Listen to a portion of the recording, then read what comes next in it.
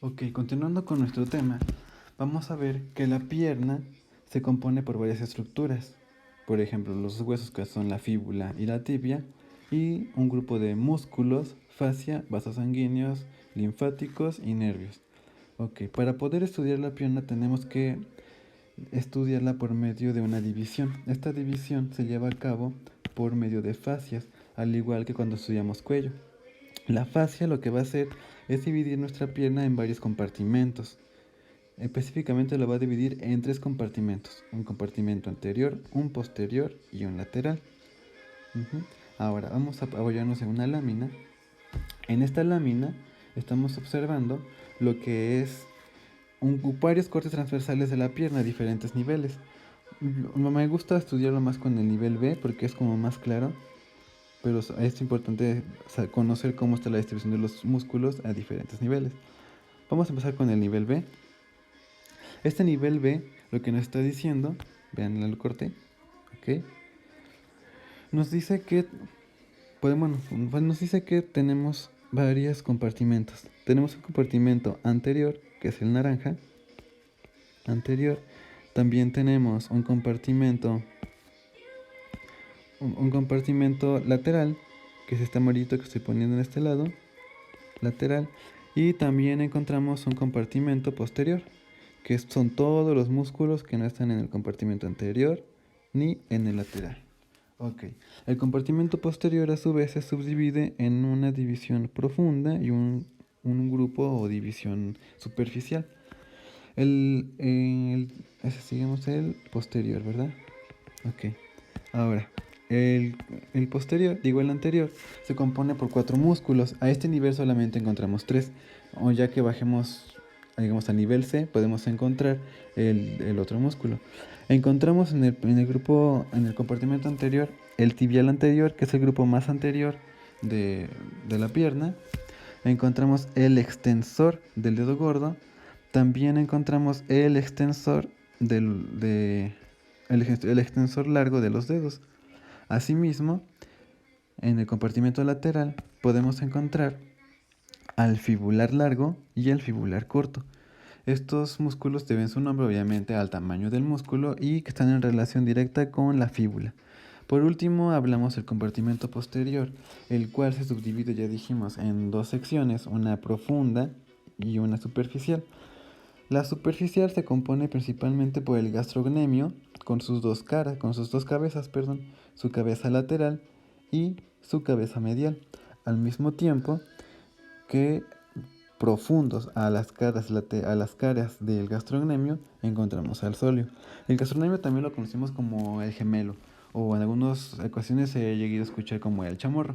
Ese es el músculo que estamos observando en esa porción, que es, por ejemplo, este que vemos aquí en la parte más posterior de esta lámina, es el gastrocnemio. Ujú. Ok. En la división profunda de nuestro compartimento posterior encontramos tres músculos que pueden ser tanto cooperadores como antagónicos con los músculos del compartimento anterior. Estos músculos, ¿cuáles son? Encontramos al músculo flexor del dedo gordo. Recuerden que en el compartimento anterior encontramos al músculo extensor. Aquí tenemos al músculo flexor, movimientos contrarios. Asimismo encontramos también al músculo flexor de los dedos. Y acuérdense, acá tenemos al extensor de los dedos. Pues ahora aquí tenemos el contrario, el flexor. Y por último tenemos al tibial posterior. El tibial posterior tiene tanto como acción contraria con el tibial anterior en la flexión dorsal y flexión plantar. Vamos a ver más adelante qué me refiero con estos movimientos.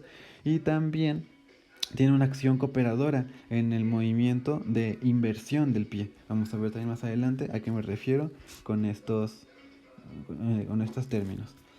Algo importante que hay que destacar en los compartimentos de la pierna es que estos están rodeados por fascia, y la fascia es un tejido que no se distiende fácilmente. Por tanto, si llegara a aumentar, digamos que el volumen en algún compartimento, por ejemplo en el compartimento anterior, esto va a ocasionar que también aumente la presión. Y si aumenta la presión, esta presión va a hacer que empiecen a sufrir por una irrigación ineficiente las estructuras que están dentro del compartimento, como pueden ser los músculos o el nervio o la misma circulación de la sangre que no pueda pasar. Entonces esto puede ocasionar dolor, inflamación y daño a las estructuras, puede ser incluso hasta una necrosis. Entonces, ¿qué se tiene que hacer? Se tiene que liberar esta presión rompiendo la fascia, a la cual le llamamos como una fasciotomía, y de esta forma liberamos la presión compartimental.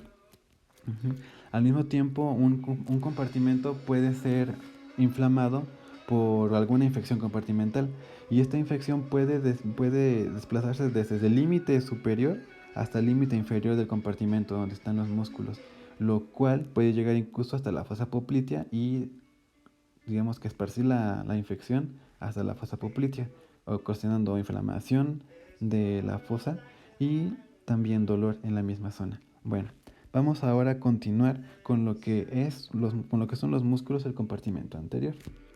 El primer músculo que vamos a estudiar es el músculo tibial anterior. Como lo vimos en la lámina, el músculo tibial anterior es el músculo que se encuentra en la parte más anterior de la pierna, que es el que estamos viendo en esta sección de aquí. Ay, no se ve. En esta parte, el tibial anterior es este músculo de aquí. ¿Ok? Y si lo vemos en una sección transversal, podemos ver que el músculo tibial anterior, ¿no se ve? Ok. El tibial anterior es este músculo que encontramos en la parte más anterior de nuestra pierna. ¿Ok?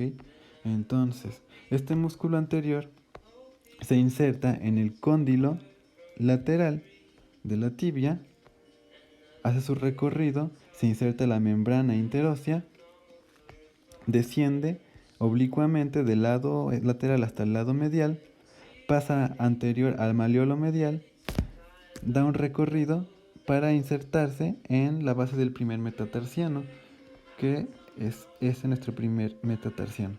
Vamos al modelo, vamos a estudiarlo un poco más a detalle. Entonces vemos cómo nuestro músculo se inserta en el cóndilo lateral, en la tuberosidad lateral del cóndilo, y también se inserta en la membrana interósea. Aquí no lo vemos, pero lo vimos en la lámina anterior, y hace un recorrido oblicuo digamos que en el tercio inferior de la tibia, pasa por el hueso cuneiforme medial y se inserta en la base ¿de quién? Del primer metatarsiano. Entonces, debido a las inserciones de este músculo, si vemos, cuando el músculo se contraiga va a permitir dos movimientos principales. ¿Qué movimientos van a hacer? Van a ser movimientos de flexión dorsal o dorsiflexión, que consiste en mover el pie hacia arriba, como si estuviéramos caminando, dando el paso. Esto es en conjunto con todos los otros tres músculos de la división anterior. Aquí, por ejemplo, vemos al tibial anterior, aquí vemos al extensor largo de los dedos, porque veamos sus tendones llegan a todos los dedos excepto el dedo gordo. Aquí vemos al extensor largo del dedo gordo, que llega prácticamente a la falange distal del dedo gordo. Y aquí vemos el músculo que les dije que no encontrábamos en la lámina anterior, porque se encuentra a un nivel muy inferior. Este es el músculo tercerfibular, el cual se inserta en el metatarsiano del quinto dedo, del dedo pequeño, apoyando de esta forma a la flexión del pie en la articulación talocrural, que es la articulación que vemos aquí que se está moviendo. Ok, entonces la otra movimiento que tiene este músculo es la inversión. Veamos, les había dicho que el tibial anterior puede tener, digamos que, acción contraria al tibial posterior, que es el que vemos aquí atrás. Pero en este caso, en el caso de la inversión, actúan los dos músculos para hacer el mismo movimiento. Y si nos damos cuenta, esto es debido a las inserciones que están sobre prácticamente el mismo lado medial de los huesos que forman la planta del pie. Entonces, al momento de contracción de estos dos músculos, el pie se mueve hacia la línea media, ocasionando el movimiento de inversión en un ángulo de 40 grados como máximo. Este es el movimiento de inversión. Estos son los movimientos de nuestro músculo tibial anterior. Si por ejemplo hubiera un daño en el nervio, que es el nervio fibular, el nervio fibular profundo, ¿qué podría pasar? Entonces, ¿qué puede pasar?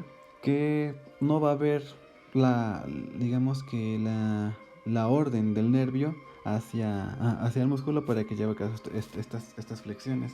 Entonces, por lo tanto, va a tener a la persona a presentar una marcha deficiente o incluso tener el pie, como se le conoce, como pie caído. Todo por lesión en el nervio que irriga este músculo, que es el nervio fibular común. Cabe destacar que este nervio fibular común también le da inervación a los demás músculos del compartimento anterior. Es este nervio que vemos ahora en púrpura. Este nervio le da irrigación a los 4 músculos de la división anterior. Si ya este nervio está lesionado, entonces la persona pierde su capacidad o su habilidad de poder realizar la dorsiflexión o movimientos de inversión. ¿Ok?